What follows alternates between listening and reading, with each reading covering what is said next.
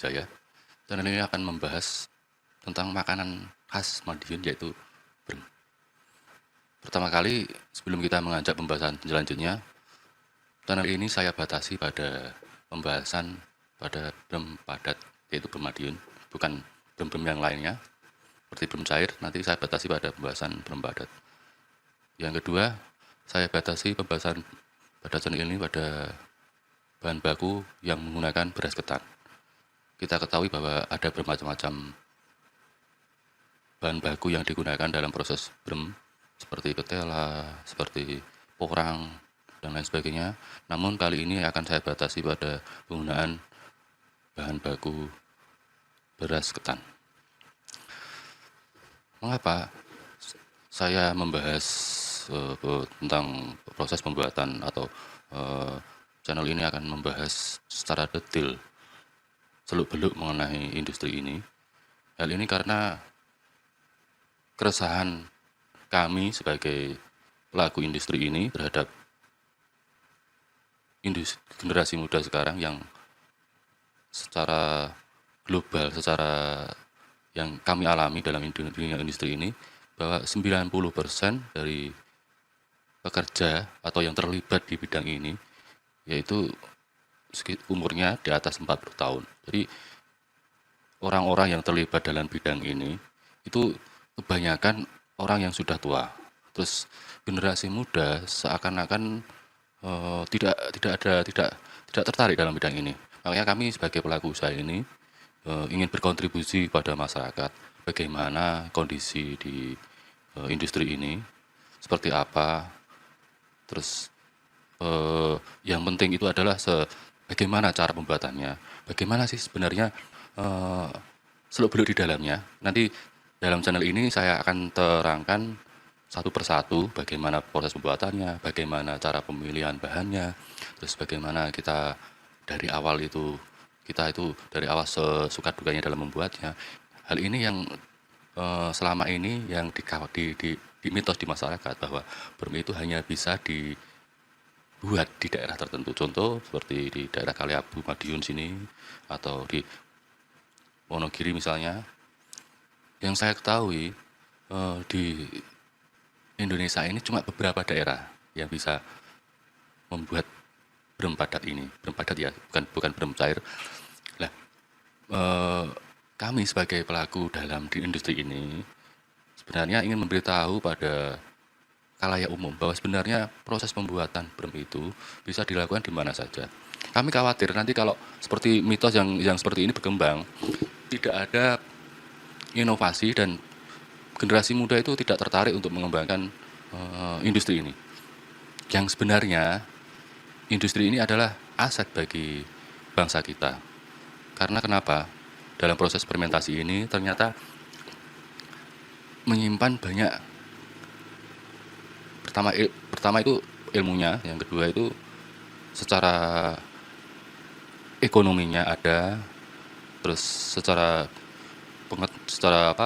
budaya juga ada. Jadi di dalam industri sangat kompleks, banyak unsur yang terlibat di dalamnya. Tapi dalam channel ini saya batasi, yang pertama itu kami akan hanya akan membahas brem padat saja, agar tidak melenceng dari kajian ini. Kita akan fokus mengenai seluk-beluk usaha ini gimana, mengenai pembuatannya, mengenai marketingnya, mengenai apa yang terjadi di dalamnya, terus terutama cara pembuatannya dan apa sih lika-liku di dalam usaha ini.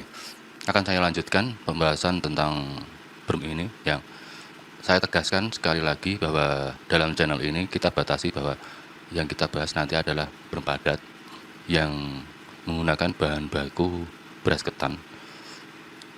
Terus dalam proses kali ini, dalam proses industri ini akan saya tekankan bahwa proses pembuatan brem itu sebenarnya menggunakan proses fermentasi. Nah, ini akan saya tekankan, nanti saya akan jelaskan secara detail bagaimana proses fermentasinya, bagaimana proses fermentasi brem tersebut bisa berhasil dengan baik. Terus yang selanjutnya, dalam channel ini saya juga kami batasi bahwa pembahasannya mengenai makanan. Jadi brem itu sebagai produk makanan, bukan produk minuman, bukan produk jamu yang atau yang dan lain sebagainya, yang biasanya isu yang berkembang di masyarakat bahwa brem itu bisa menyehatkan kulit dan sebagainya. Makanya saya batasi karena brem itu produk makanan, bukan produk jamu dan lain sebagainya. Terus dalam proses yang saya akan terangkan nanti, semua proses nanti memakai bahan tambahan pangan yang sudah diizinkan oleh Badan POM. Jadi semua yang nanti saya jabarkan dalam proses pembuatannya, dalam proses persiapan sebelum kita memulai proses memasaknya atau setelah brem itu jadi, pengolahannya, pengemasannya, itu sudah melalui prosedur yang diawasi oleh dinas terkait.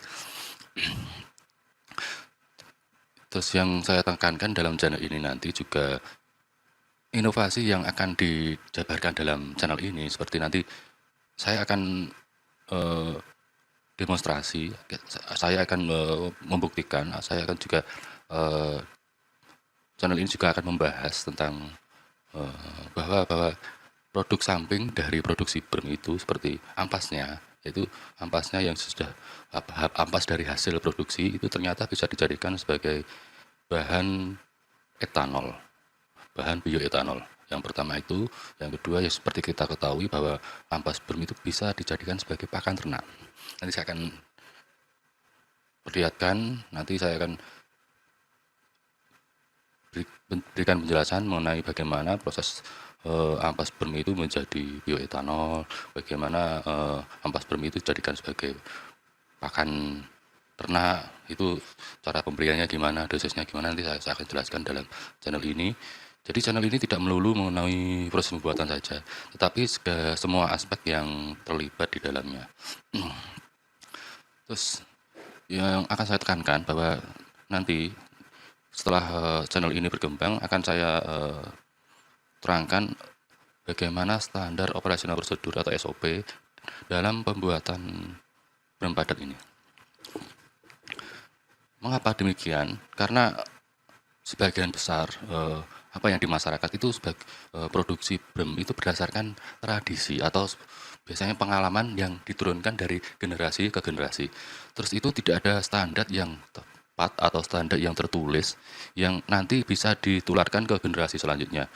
Ini memang kelemahan dalam industri ini karena 90% dari pelakunya yaitu itu di atas usia 40 tahun. Sedangkan regenerasi dari pelaku usaha ini memang kita akui bahwa sangat kurang. Generasi muda itu di daerah Kaliabu terutama itu sedikit yang menekuni usaha ini. Nah, dengan adanya channel ini kami harapkan bahwa dari pelaku usaha ini generasi muda itu tertarik dan mau mempelajari, meneruskan warisan budaya yang terbukti bagus bagi bangsa ini.